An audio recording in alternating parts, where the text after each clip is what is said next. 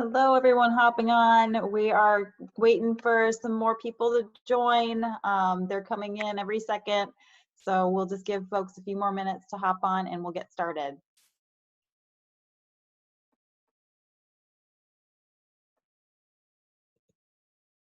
I'm going to do a sound check here. You might want to turn up your computer audio if you can't hear me, and adjust your volumes so it's appropriate. I'm sure everybody's home with their families now.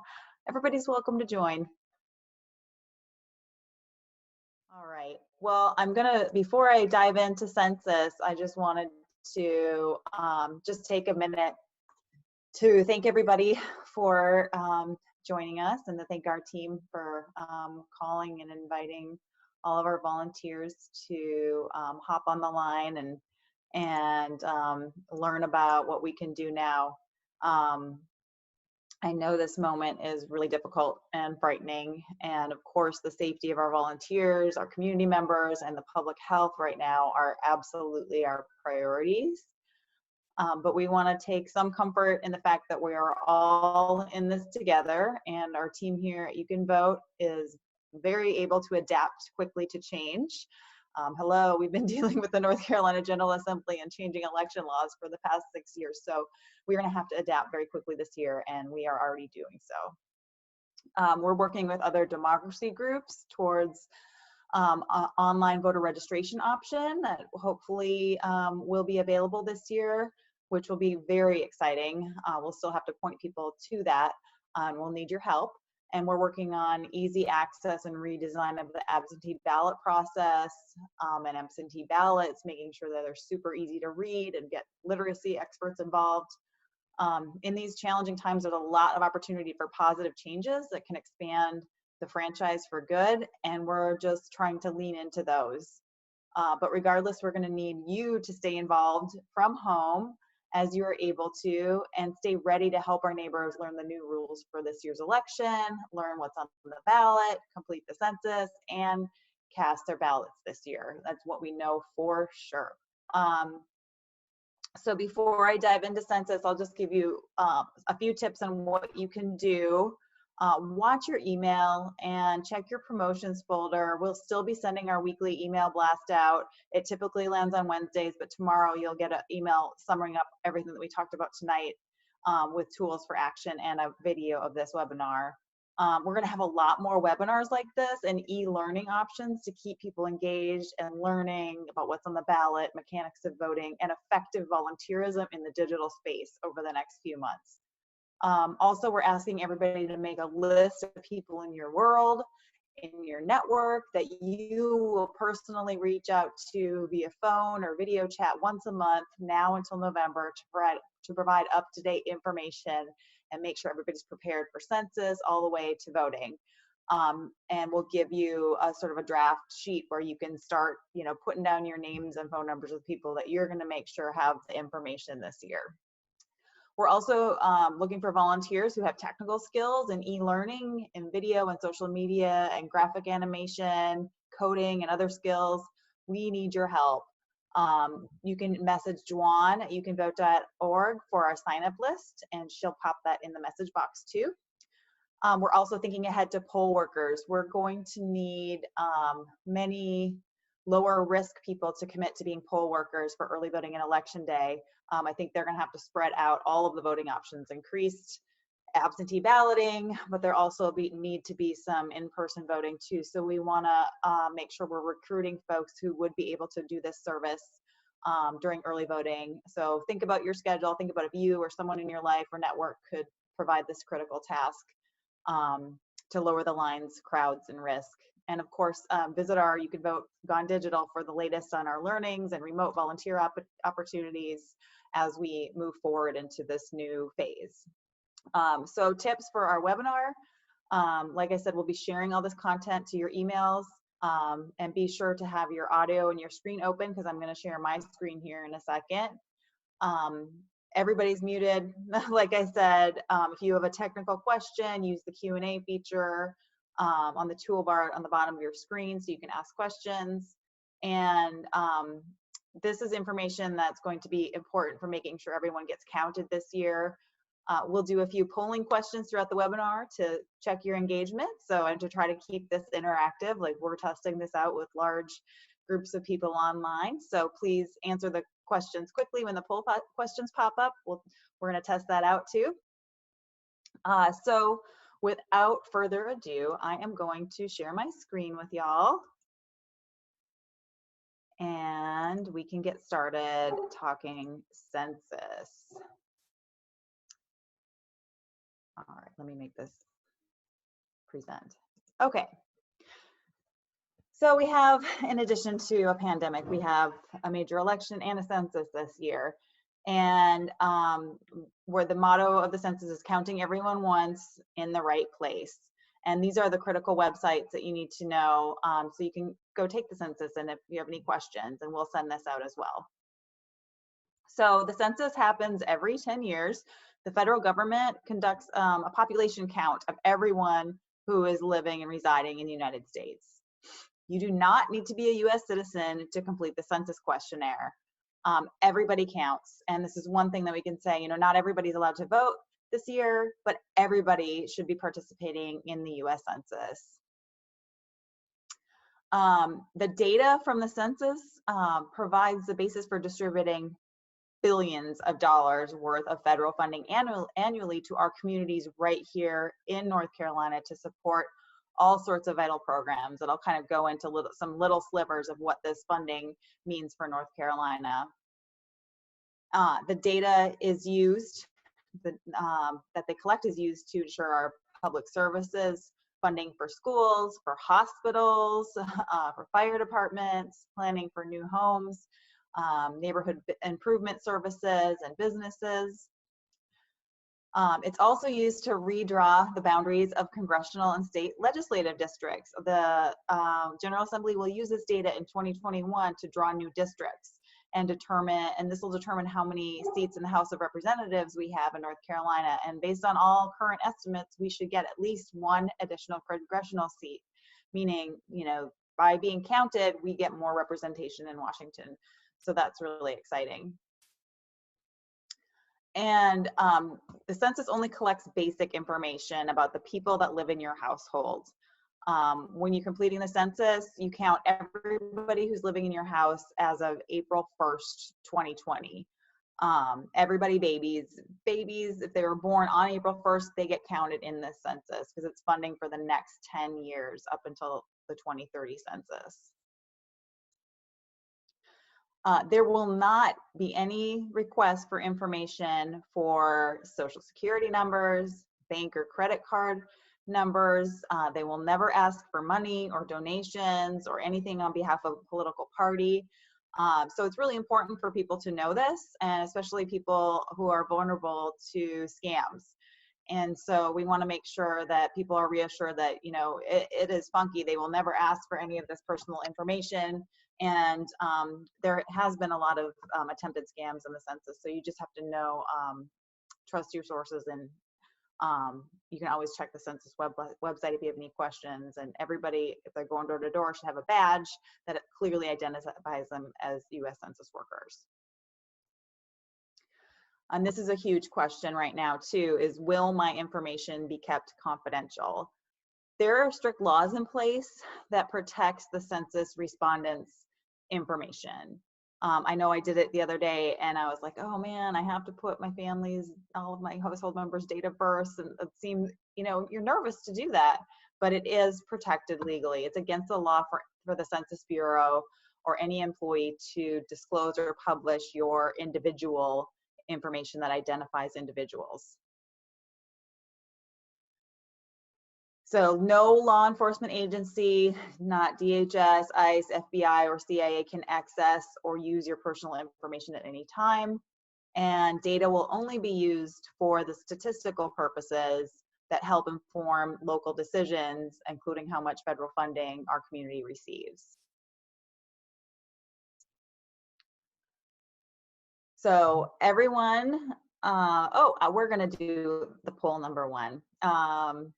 So here we go. We're going to launch a poll. Everybody answer right away and we'll see what you think. So you should be able to respond.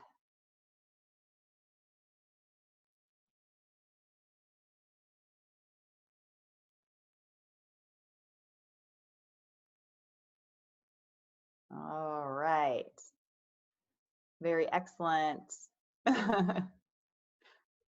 We'll discuss these polls at the end, but most of you got it right. Dwan, maybe in the comment box, you can make sure people know the answer to that. Okay, so everyone can complete the US Census online. This is the first time we've been able to do the census online, and they're really pushing folks to do the census online.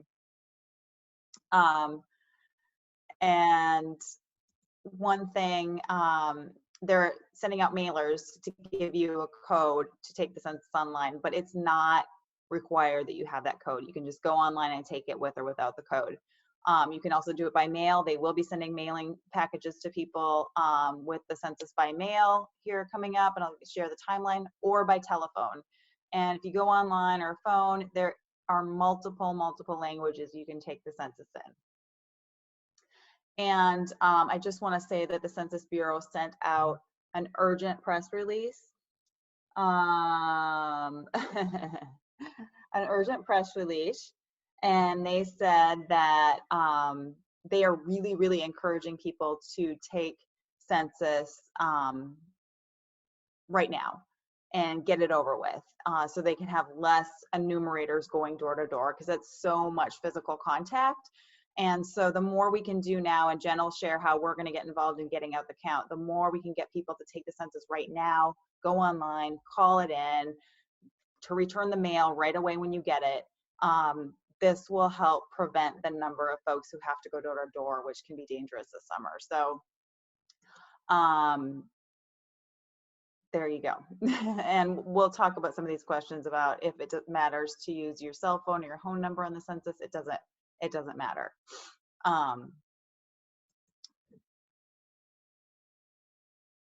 So our goal across North Carolina is to reach an 82% response. So and the messaging we use with this is, taking part of the census is your civic duty, and completing the census is an opportunity to positively impact your community.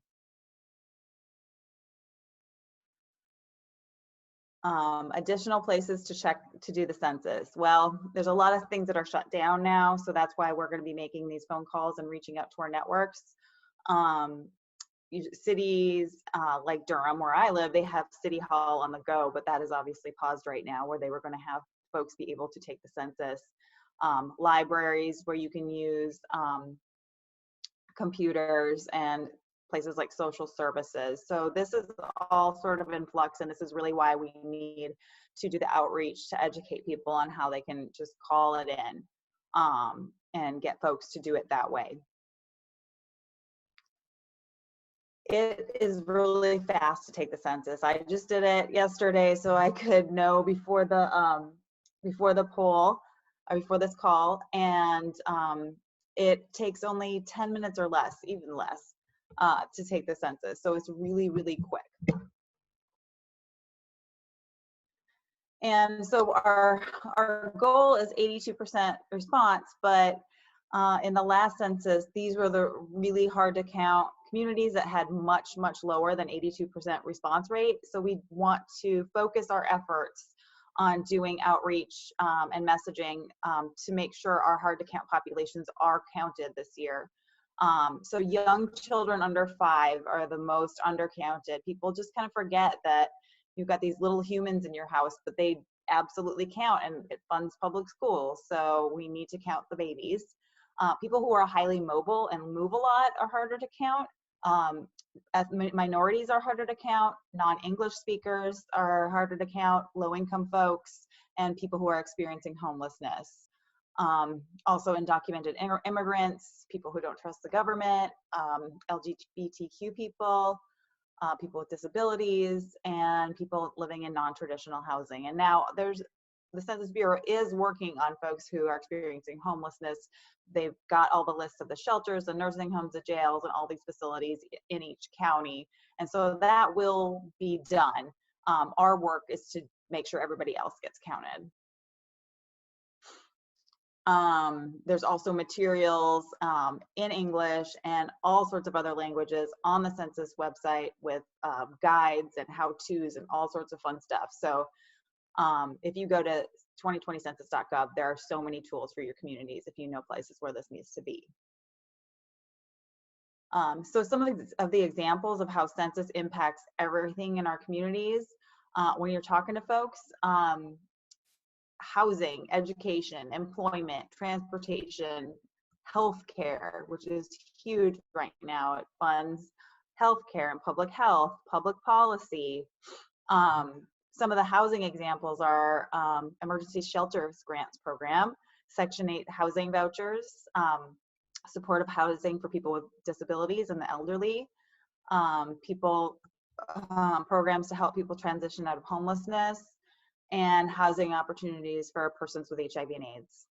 So some of the education examples with the census funds, Head Start, which is a huge important program, special education grants for families, Title I grants for local education in schools, federal Pell grants, and career and technical education grants. So this is really big needs for our communities around education. Employment, so services for folks with disabilities, small business development centers, workforce centers, and senior community service and employment programs are all impacted by the census. And then transportation is a huge thing. Federal grants for transportation, the formula for federal transit grants is based on census data. Planning grants, highway planning and construction is all based on census data. And then healthcare, which is a really important topic right now. Medical assistance program, Medicare Part B fees, and advocacy for individuals with mental health illnesses. So this is a really important timing to show this to folks. And then food access, another huge thing. So nutrition programs like WIC, school breakfast and lunch programs, and supplemental nutrition assistance programs. And then of course, adoption, foster care, temporary assistance for needy families. There's all sorts of things that you don't think about, but it's all based on census data. Okay, Dwan is telling me to push another poll. So I need to, okay, 69% of you got the first one right, which was all residents age 0 to 100, over 100, residing in the United States should take the census. It's not just citizens, it's all residents, and it's all children. So that was the first poll. I will share those results with you, and then I am going to figure out how to do my next one.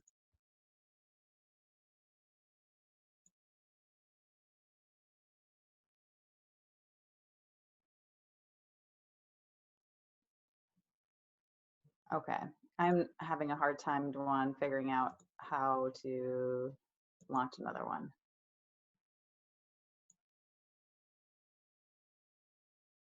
Okay, I'm having technical difficulties. So we're gonna move on.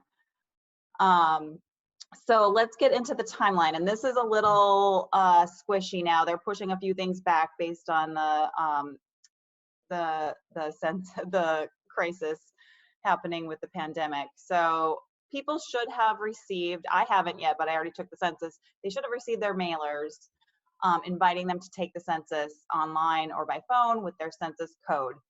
You don't need that. You can take it without that.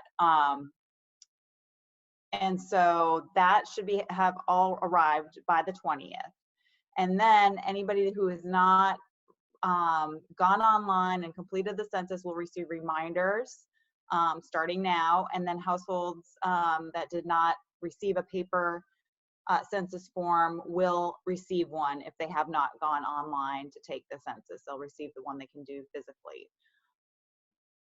The Census Bureau is pushing back this counting people in their physical location who are experiencing homelessness. They're pushing it back a few days, so it'll be a little bit later in April. But by April 1st, every home should have received an invitation to participate in the census, and one person in each household should respond for everyone in your household. So just designate who is going to do it. And then it's all based on where you live as of April 1st, and everyone who's in that household on April 1st. And so the college visits are going to be a little different. They're in conversations with all the universities, and they have a plan to count colleges based on the method they had already chosen. So this work has been going on for a long time. And so that work is sort of happening with residential facilities, getting that count in. Usually a member of administration sort of does takes the census on April 1st of who's living in that facility and provides that to the Census Bureau. And then the schedule will probably be pushed back a little bit when census takers begin visiting households that haven't responded to the census. So that's the one thing that we're trying to avoid, is having the folks go out and have to get on doors. We know it's probably going to have to happen, but if we can avoid that as much as possible, the better it will be, because we don't know what's going to be going on at that time. And then, as required by law, the Census Bureau reports to the President and Congress the current population count and the apportionment of seats to the U.S. Congress, U.S. House of Representatives for each state. So that has to happen by law by December 31st. Now, this window of door to door and finishing the census, there is some leeway in that, and there has been some talks about pushing that back a little bit. So the more we can do to get folks to just go ahead and respond, the better shape we are going to be as a country, and the more complete count we will get. By March 31st, 2021, the Census Bureau will send the redistricting counts to all of the states, and this will be used to redraw legislative districts based on population changes. And like I said, North Carolina is expected to acquire at least one additional seat in the U.S. House of Representatives. And so this is another reason why this upcoming election is so important for North Carolina, is that this upcoming legislature in the North Carolina General Assembly will draw the new maps based on the new census data. So the people we are electing this fall go on to draw maps, and we want them to be folks who support fair maps, and will do it, not racially gerrymandered or partisan gerrymanders. We really want a fair process. So that's something that these lawmakers seeking your vote, you should see where they stand on fair maps.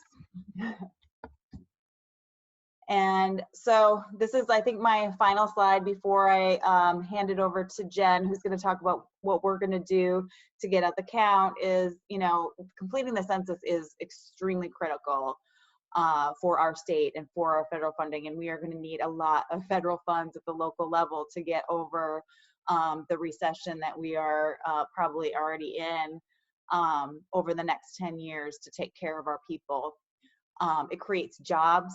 Answering the census ensures that we have good delivery of services.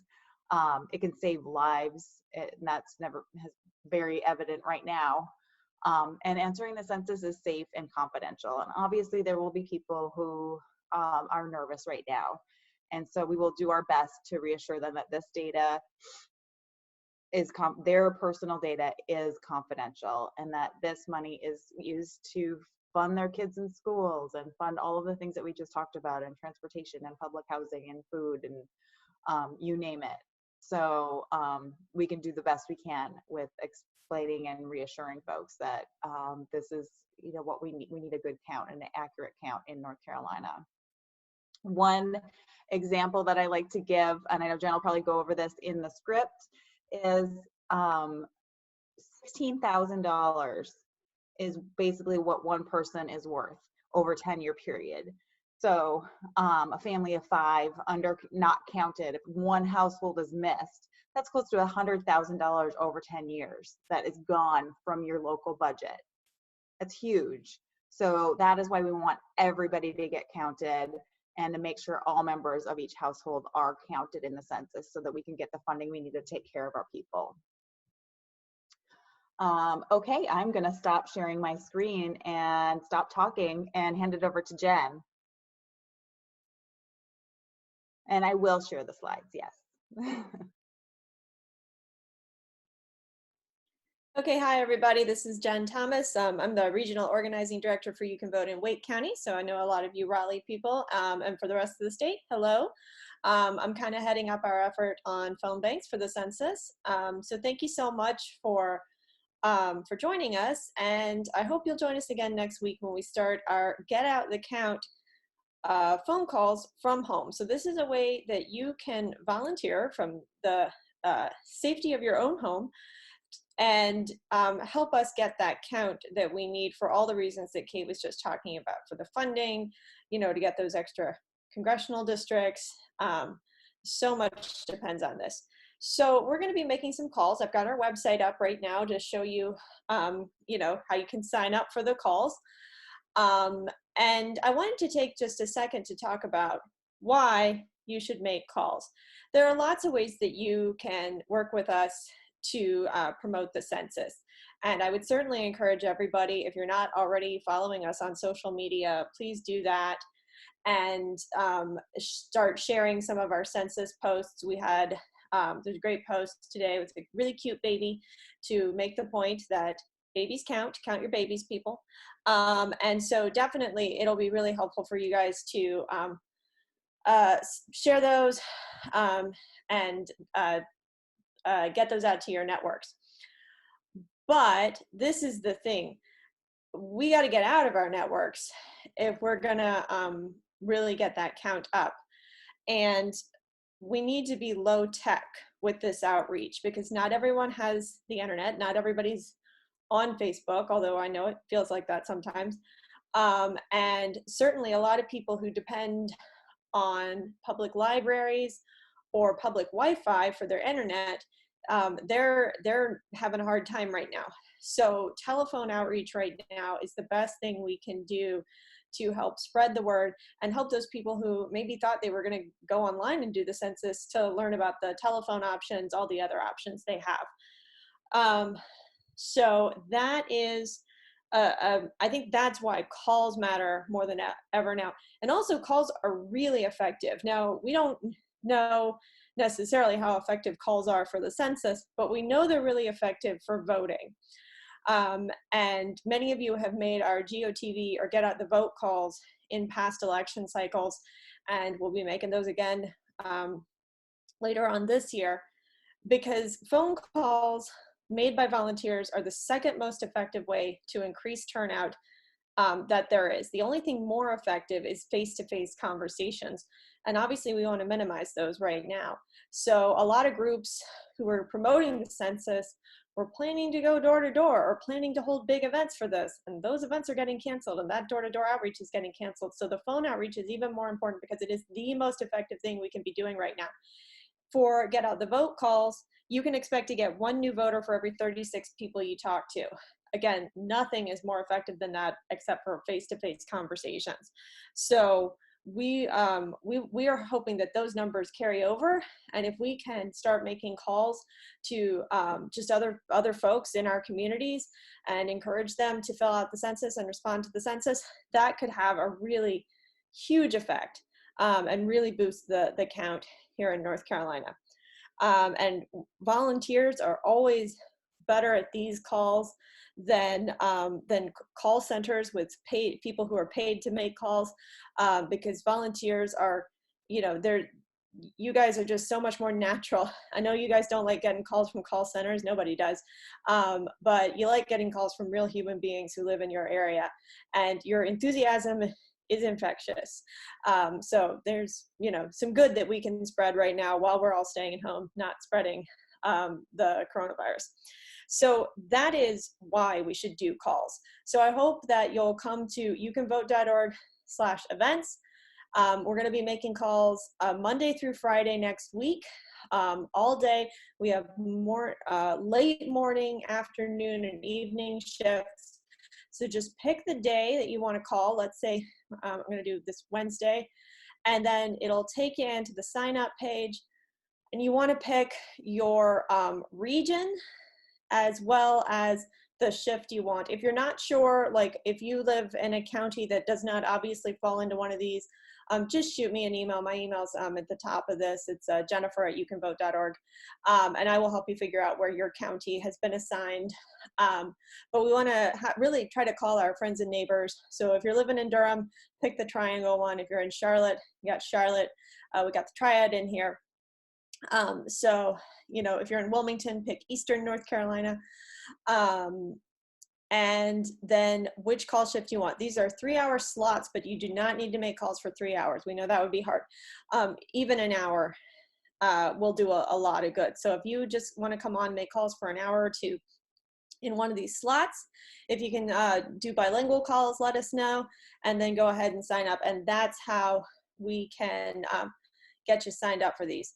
And now I'm going to walk you through the process for making these calls, because that's kind of, I know that we're going to have some technical difficulties there, so I want to show everybody how it's going to work. So when you sign up for the calls, you will get an email that will see, oh, I see we got a question. If I live in RDU, but my phone number is 336, should I sign up for the triad? I would say go ahead and sign up for the triangle, because honestly, a lot of us here don't have 919 area codes, so no one will really mind. And if you have an out-of-state area code, don't worry about it either. Again, a lot of people in North Carolina, we are a fast-growing state. We got a lot of people, and we're going to be calling a lot of people with out-of-state area codes who live here now. So your out-of-state area code will fit right in. So as I was saying, you will get an email, and it will have a sign-up link. It will have way more instructions than this, don't worry. And this is the link to the phone bank. We use a tool called OpenVPB or openvirtualphonebank.com. You may have used it to make calls before. It's going to take you to this opening page, hit get started, and this is where things are going to split up into choose your own adventure territory. We've got an action ID here. An action ID is a login for things made by the company NGP Van. And I like to phrase it that way because you may have an action ID even if you've never made calls. If you have gone canvassing on past campaigns for progressive groups or for candidates, and you've used the app Minivan, you used an action ID to log into that. If you've made calls with us in the past and used this software, this VPB software, or if you've made calls for other progressive groups, you may have used an action ID. So you may already have one of these, and if you know you've used this before, just go ahead and put in your email address and the password you used before, log right in. If you don't have one, go ahead and click create, and if you don't remember, click forgot your password. Unfortunately, I cannot reset your password for this, so if you don't remember, just go in and click this forgot password link. It'll send it to that email, and we'll get you signed up. So I'm going to create an action ID right now. I'm not going to use that. I'm going to use YCV Rolleyball, which is my demo account, at gmail.com. You want to pick a password that has, it's got to have a special character and a number in it. We'll go ahead and give it my name again. And then we will create the account.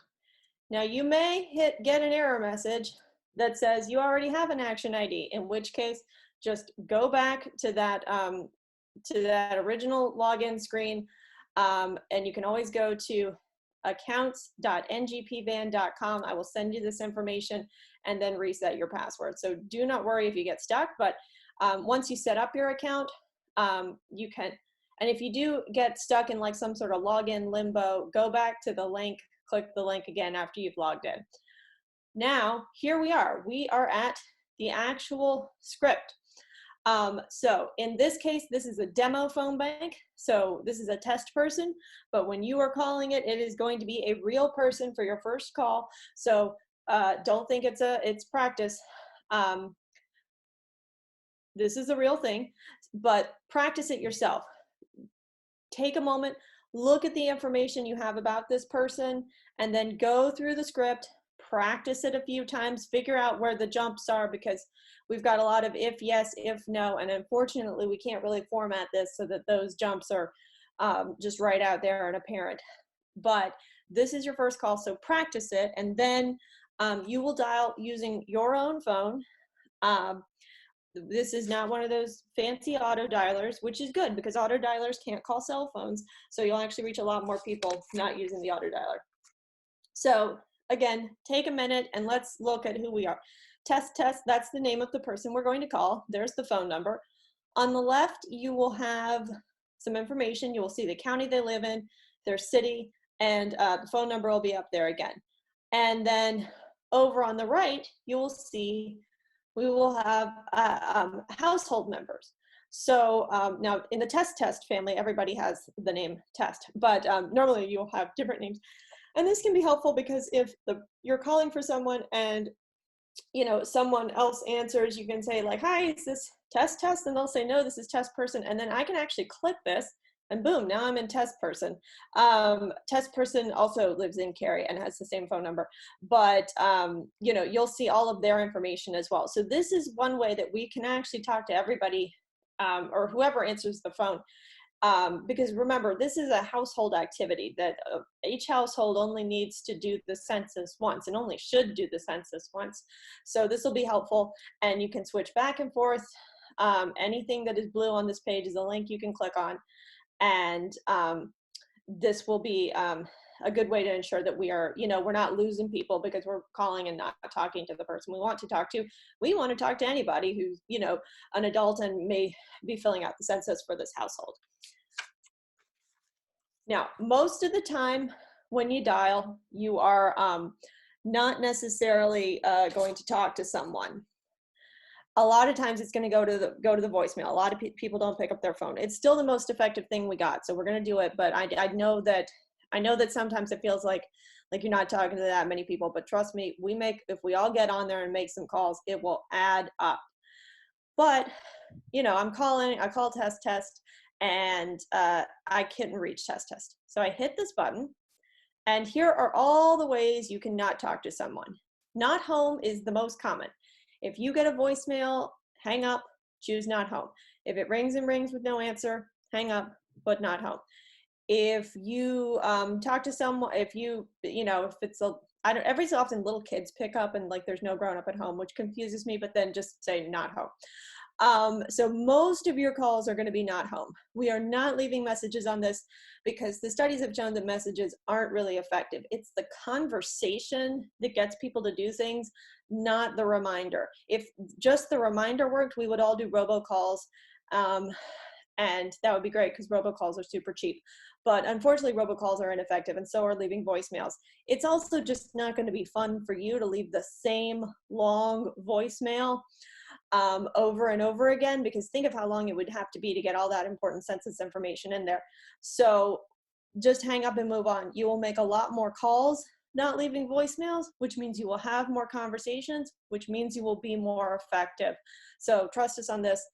It's more effective not to leave voicemails. You get that answering machine, just choose not home. Here are some of the other options that you have. Refused is if the person hangs up on you or gets mad and says, don't call me again. Just put refused and that'll take them off the call list. Deceased if the person you're calling for has passed away. Moved, this is really important if they are not at that address anymore. If when you say like, I'm a volunteer here in Wake County, and they say, oh, I live in Texas now, go ahead and put them as moved. That'll throw their address out of the database and we won't bother them anymore. Spanish, if they only speak Spanish and cannot communicate with you in English, and then we'll try to have someone call them back who speaks Spanish. Call back, this is if they say, oh, I can't talk now, but call me back. And I will say, my phone there's always someone who just puts call back down because they think that, well, I want you to call this person back. That's not what this is for. Call back implies that you picked up, you talked to the person you were trying to reach, and they just want you to call back later. So I know it may seem like an academic distinction, but it's very important for when we evaluate our results. So only use this if you reach the person you're trying to reach and they say, can't talk right now, but call me back. Busy is if you get a busy signal on the phone. That doesn't come up that often anymore, but you still get some. Wrong number, if you talk to the person and says, oh, that's the wrong number for this person. Disconnected if you get a recorded message saying this number is disconnected or no longer in service. And both of these will throw the number out of the system. So please use those with some discretion. If you get a message that says the number is temporarily out of service, just go ahead and put not home rather than disconnected, because that number might be reconnected in the future. And then other language, if they don't speak English, they don't speak Spanish, they speak some other language, you can mark them with that. And so those are all the call responses those are all the ways you could not talk to someone. And if you hit this by mistake, just hit the button again and you'll go back into the script. So, like I said, all the ways you could not talk to someone, but you are still going to talk to plenty of people. And here's our script.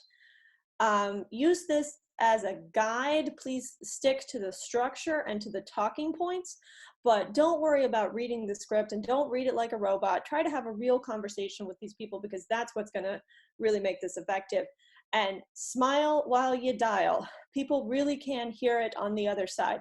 So, we want to be polite, professional, and, empathize with their situation, because we're all going through a hard time right now. So, again, smile and be friendly, and please use the script as structure for your calls. So I would say like, hi, this is Jen with the nonpartisan group You Can Vote here in Wake County. Is Test there? And if they say, no, this isn't Test, you can say, do they live at this address, or do I have the wrong number?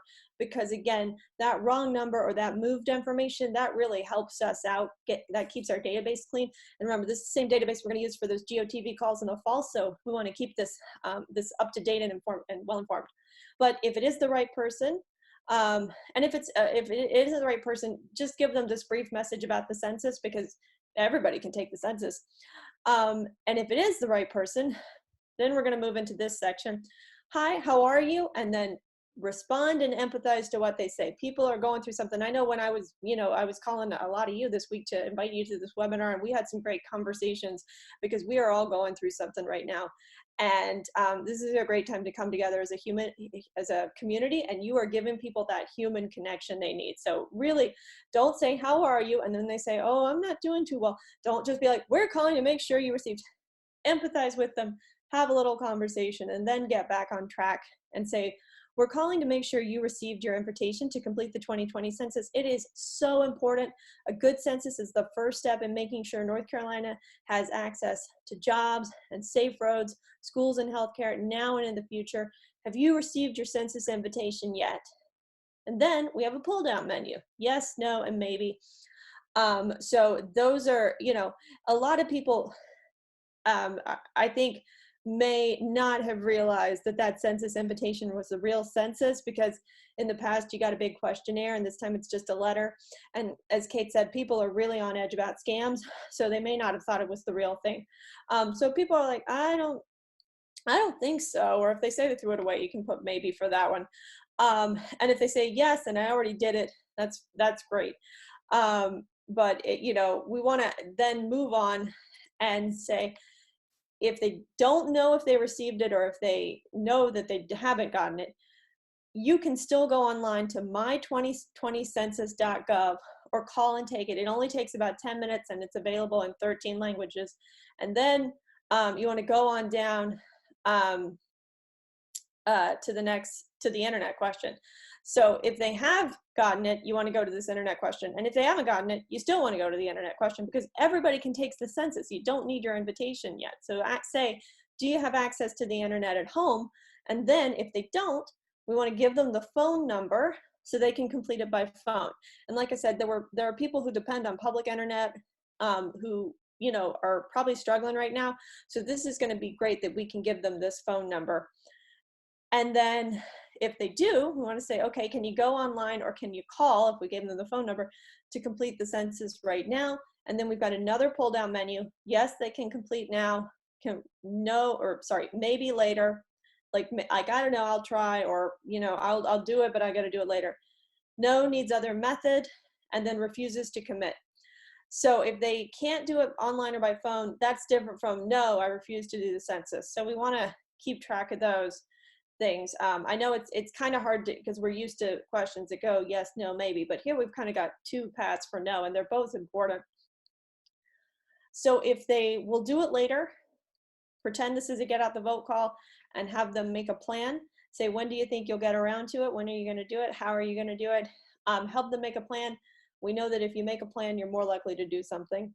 If they need another method besides online or calling, they can also just wait and they will get that paper form. It seems like paper forms are going to be mailed between April 8th and 16th. So let people know that they can wait and they'll get that questionnaire, and then they should return that as soon as possible if they can't do it online or by phone. Again, every person who responds on paper, online, or by phone is one less house that the Census Bureau has to knock on the door. And like Kate says, that's more important now than it ever was. The Census Bureau was already hoping that people would respond online because it's so much cheaper. But now it's a lot safer for everybody. So we want to encourage everybody to fill that paper census out when they know that it's coming, but some of them may not have known it was coming. So this is good information. And then if they're not interested, that's where we want to throw out all of the things you just learned about why it's so important.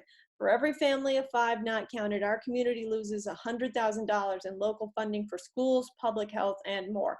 And just throw some of those statistics at them. Make sure they know it is really important. It is completely safe. And, you know, we are all depending on everyone to fill out the census because we're all in it together. That funding is going to affect all of us. And then you want to end with asking, do you have any questions? We're going to send you an FAQ that will have the most common talking points about the census. But some common questions that people are going to ask, and they're going to say, like, is it just for citizens? You know, is it just for grown-ups? And all that stuff.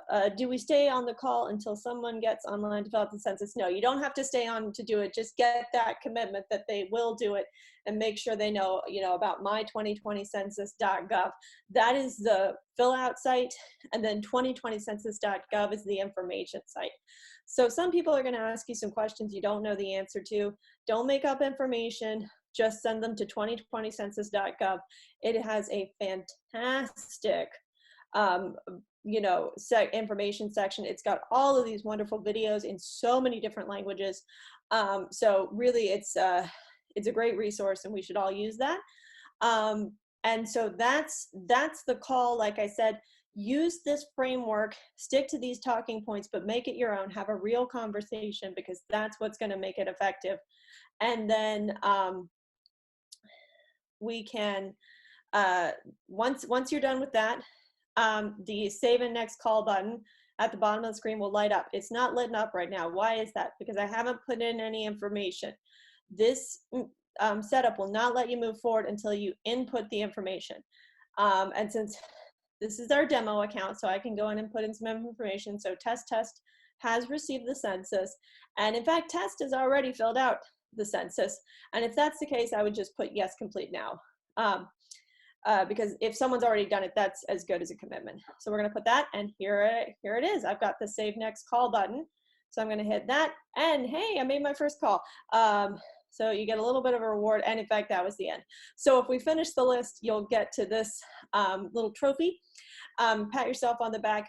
Chances are we won't finish that list, and as you saw on the last screen, there's a "this is my last call." So that, you know, you can press that to log out, and that will sort of save the information for where you were. So that is virtual phone bank. Does anybody have any questions about the call process or the script right now? I would encourage everybody to go to 2020census.gov, read up a little bit, and we will send you a lot of information when you sign up for phone banks. So undocumented folks, yeah, everybody counts. Everybody counts. If you are here if you are in this country on April 1st and you're living here, you're not a tourist, then it counts. We had a lot of good conversations with international students. And then Diane asked, can I stop for an hour and come back to make another bunch of calls? Yes, you can. We are trying to, it helps us plan if you can sign up for one of these shifts. And so, you know, when you go in and you will see like 11 to 2, 2 to 5, 5 to 8, that helps us sort of figure out our plan. So if you can call within that slot, that's great. It's great to sit down and, you know, make calls for a solid hour. But yeah, you definitely make calls for an hour, take a break, come back, make some more. If you decide you really like it, let me know and we'll keep going. We're probably going to use like slightly different lists day by day as we kind of work through different undercounted populations, and we might call senior people during the day and younger people at night. I mean, I think everybody's home right now, but there's a lot of people who are still at work. So Janet asked, is the script available in Spanish? Not yet, but we are hoping it will be. So if you can make calls in Spanish, please let me know and I will get you on a list that will have that information. Will the number I call from show up on the recipient's phone ID? Yes, it will, but I wouldn't worry about that much. Most of the time, you're not going to get a lot of callbacks from these calls because we're not leaving messages. If you leave messages, then you'll get a lot of callbacks. But in general, we just don't get, not many people call you back. So you don't have to worry about, oh, it's going to light up my phone. Probably not. And I would ask you not to block your number when you call, because then you are not going to talk to anybody. If something comes up and it says blocked number or unknown number, nobody answers those. So it's just not as effective. If you really don't want your number to show, you can make a free Google Voice number and have that be your phone banking number. And that's a really helpful tool to use, especially if you're going to make calls. And if you would like more information about Google Voice, just email me, jennifer@youcanvote.org, and I can help you set that up. What identifying information will be asked for if a person calls to fill out the census? They ask your address and your phone number. And then when you're filling out the census, they ask each person's age. Sorry, Kate, are you coming back? No, I'm just popping in here for when, okay, all right. When you're done. Okay, all right, and I think that's all the questions. But yeah, and I saw earlier there was a question about, you know, if you about people who are nervous about data breaches. Remember, there's no really sensitive information in this. There's no social security number or credit card numbers or things like that. So this is, you know, this is not like the Equifax data breach or whichever credit report it was, where that was people's social security numbers were getting out there. So I would say tell people it is very safe. The Census Bureau is very concerned about data security, and I've heard them talking about this for a long time. And if they really don't want to do it online, they can do it by phone. So that's always an option. All right, if there are not any more questions about the phone bank, I'm gonna hand it back over to Kate. Hey, I don't think I'm muted. Oh, good, I'm not.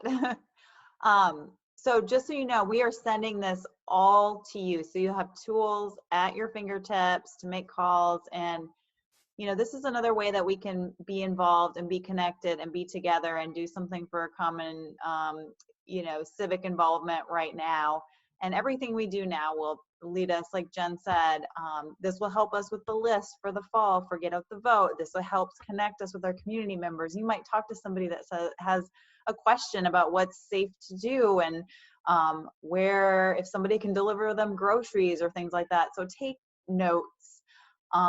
We're calling people who have recently, we're gonna start with our, you know, folks who are on our registration list, because they have fresher phone numbers, and so it should be a good list. And you know, our registration targets are a lot of times the hard to count targets. So we're going to be doing a really good thing here, but we have to just keep in mind that it's a hard time for folks. So you might also get a few other questions. Just, you know, listen and do your best with that, and then try to share why taking the census for the next 10 years is going to be so critical to rebuild all of our communities. So what your homework is to take the census online if you haven't, so that you can describe to people what it's like. So go online, take the census, and also share it on social media, share it with your email networks. We'll give you something you can just copy and paste or forward to your network saying, hey, I took the census. It took me less than 10 minutes. It funds these critical services. Go online and take it right now. They want us to do this so we cannot have people going door to door and be risked, risk that human contact and spread of infection. And I think it's a really good thing that, with an accurate count, we'll get at least one more congressional seat. And if we get enough of an accurate count, we might get two. So we really want you to sign up to make these calls to help us out. We've recorded this webinar, so anybody who wasn't able to listen to the information about the census but wants to get involved and wants to help make calls from home, something to do, you can turn off the news, you can make some calls, do some good. We welcome that. We just require that you sort of watch the instructions first. So, and then of course, Jenn is awesome. She is help desk extraordinaire with phone calls, and we'll help you out if you get stuck on anything. So if there's any more questions in the chat box, we'll stay online here for another second, but we will look for an email from me with all of this information and with tools. And I had some really good ideas on our census statewide call today about, taking a picture of yourself taking the census and sharing it on your social media, taking a little live video to show people just how easy it is. And I keep hearing questions, I posted it on my Facebook page and said, hey, I just took the census for my family. And then all my friends are like, well, I didn't get my invitation yet. I don't have my census ID yet. Oh, you don't need that. Just go and do it. So interact with people and be their tech support, because now you know a lot more than anybody else knows about taking the 2020 census. And so this can just be our drumbeat for the next month. We can't be out in the field registering voters. We can't be educating them on the election right now because a lot of things might change. And so this is something we really can come together and make a huge difference for our communities by getting out the count right now together, and keeping ourselves moving in a positive direction.